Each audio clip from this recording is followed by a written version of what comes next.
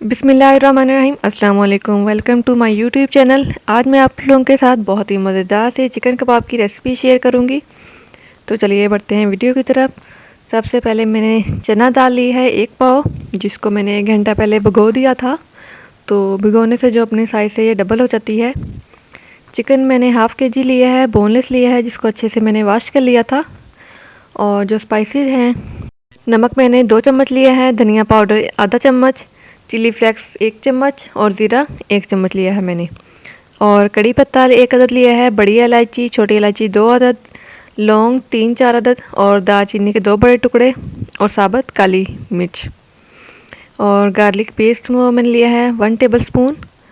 और सब्ज़ धनिया और हरी मिर्च जो है वो मैंने ले ली है, बारीक काट ली है। तो सबसे पहले हम एक कुकर में चना दाल ऐड कर देंगे और इसके साथ ही हम चिकन को ऐड कर देंगे। तो इस साथ ही हम इसके जो स्पाइसेस वगैरह हैं वो सभी भी इसमें डाल देंगे।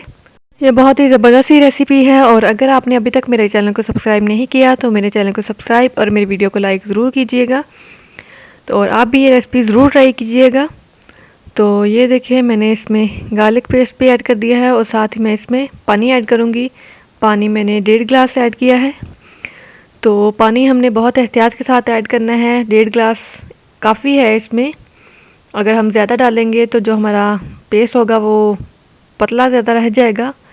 अब हम इसका ढक्कन बंद करके इसे हाई फ्लेम पे रखेंगे और जब इसका वेट चलना शुरू हो जाएगा फिर हम इसे लो पे कर देंगे और लो फ्लेम पे हम इसे तकरीबन 15 मिनट रखेंगे।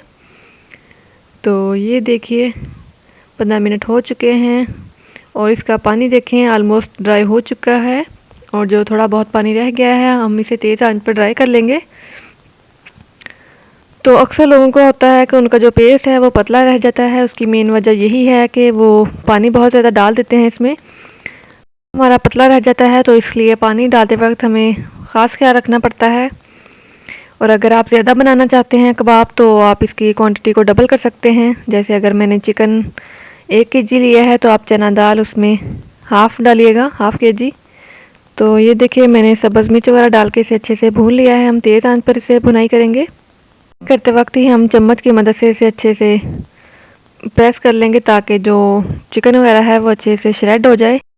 ये देखिए हमारा पेस्ट रेडी हो चुका है और अब हम इसे ठंडा करेंगे, उसके कबाब बना लेंगे। तो ये देखिए यहाँ मैंने सारे कबाब बना लिए हैं, आप इनका साइज़ देख सकते हैं। नॉर्मल साइज़ के कबाब बनाए हैं मैंने। अब हम इन्हें फ्राई करेंगे। तो फ्राई करने के लिए मैंने इसकी कोटिंग के लिए 2 एग लिए हैं और इन्हें अच्छे से फेंट लूँगी मैं। तो ये चिकन की रेसिपी है, मैंने बीफ कबाब की रेसिपी शेयर की है अपने चैनल पे। इसका लिंक मैं आपको ऊपर दे दूँगी, आप वहाँ जाके देख सकते हैं। वो भी बहुत ही ज़बरदस्त सी रेसिपी है। तो ये देखिए ऑयल हमारा गर्म हो चुका है। अब हम एग में कोट करके कबाब इसमें डालते जाएंगे और मीडियम फ्लेम है अभी हमारी। जब सारे कबाब इसमें डाल लेंगे हम तो इसकी जो फ्लेम है वो हम हाई कर देंगे। तो ये देखिए बहुत ज़बरदस्त सी रेसिपी है, आप ज़रूर ट्राई कीजिएगा। बहुत ही आसानी से ये बन जाती है। ये देखिए इसकी जो एक साइड है वो रेडी हो चुकी थी तो मैंने इसकी साइड्स पलट दी हैं।